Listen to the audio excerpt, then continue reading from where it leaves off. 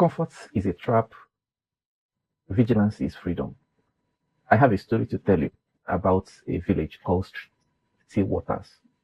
Stillwaters is a village that is bounded by many mountains, and automatically you will say is located in a valley that is kind of self-sufficient, and you could actually say it's a paradise. Everything seems to be flourishing there because there is plenty of waters and everything. And one interesting thing about Stillwaters is that the ancestors of the villagers actually took time to work on it. Like they've built a dam to, control the waters and store a lot of things. They've built a storage system for their produce. And not just that, they've also had an extensive, robust irrigation system for their crops. And the young men and their ladies are quite vibrant and energetic, and they don't joke. They are quite industrious over the years. And what happened is that over time, the people or the newer generations begins to think that that Stillwaters is eternal, like it can never be adulterated, it can never die, like this is their birthright. They inherited goodwill, they inherited prosperity, they inherited success. And that mentality started seeping into residents of Stillwaters. Then over time, the culture of maintenance they usually have they obviously started lacking it. The newer generations were looking into some other things because, new inventions and all that, but they were paying less attention to maintenance. So the maintenance culture was quite poor. They started having cracks on the dam, and a lot of things started happening. Even their storage system, their barn, started depleting. There was not enough food in the barns and all that. And a certain summer came, and somehow rain wasn't coming. It delayed for some time, and they were like, what's going on and all that. Before then, the elders has already warned them that, see, the barns and the dams are having some cracks and all that. And the young people were like, you don't repair things that are still working. And for that, nobody did anything. And this particular season, the rain delayed. But when it finally came, it came with heavy rain, torrential downpour, and the dam got filled up. Pressure was so much, it crashed and went down and flooded the whole villages, their home, the people, their produce, the little they still have, everything got flooded. And you know what? That almost seems to be the end of Stillwaters. And the villagers, people that survived, came up, outside the waters, gathered in the village square, and they were kind of talking about what happened, what are they gonna do? This is not just a hypothetical question. It's actually a story. It's actually something that happens in our life sometimes. And the reason why I decided to tell you this story is because I needed to capture a title called complacency. Complacency happens in our life, and most times it comes when people attain a level of success, either inherited or even you've labored and attained a certain level of success, and you think that that's how things stays permanently, and it kind of you plateau, and you don't grow again. You stop learning, you stop the maintenance culture, you stop building yourself, you stop reading books, you stop attending conferences, you stop upgrading yourself. And obviously what happened is that anytime there is a crisis, you will crash, like you can't survive crash.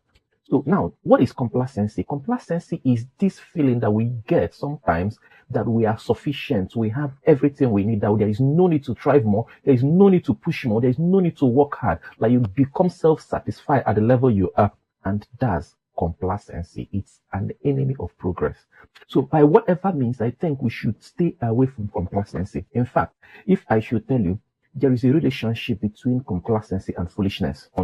When I saw this verse in the Bible, it says, that's Proverbs 1:32, that says, for the turning away of the simple will slay them, and the complacency of fool will destroy them. I was like, oh, like I'm not a fool now. Like, what has a godly man has to do with foolishness? But this is it. You see, if you say that a foolish man is complacent, that's understandable. A foolish man, complacency, yes, that's good. Or that's, what it should be. Like complacency is self-satisfied, self-righteousness, those kind of words. So that's what you can, liken or maybe synonyms to complacency. Now, but what happens is that as a good person, when you start over time doing things, you feel like it's your birthright.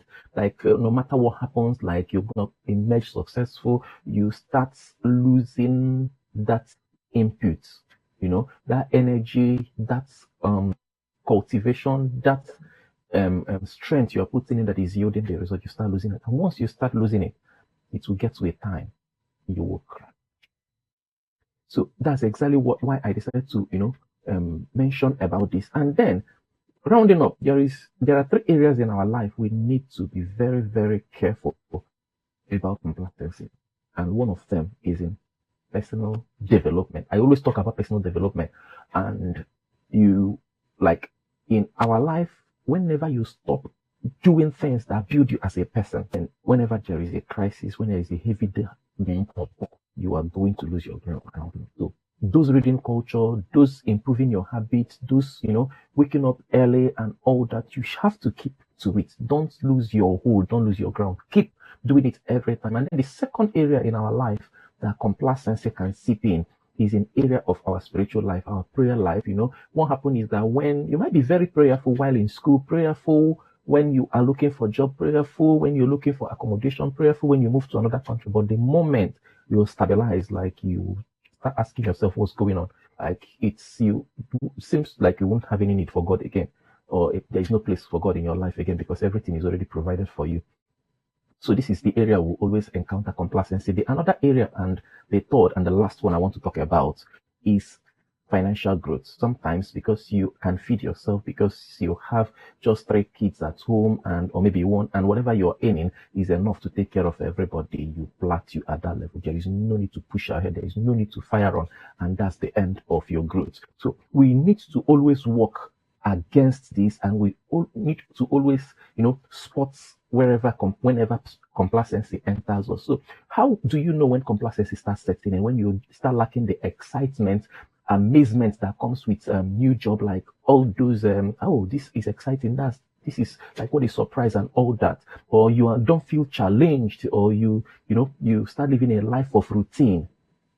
Ask yourself, is this complacency?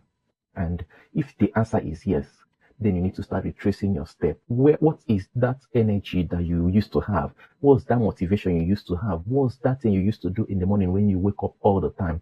So if you're able to trace it, then I'll tell you, congratulations, you've won the fight against complacency. And this is my message for you this new year. Don't ever give up on complacency. Let me say it again. Comfort is a tool. Comfort is a trap. Comfort is a trap. All the best and happy new year. My name is Serge, and we hope to see you next time. Bye.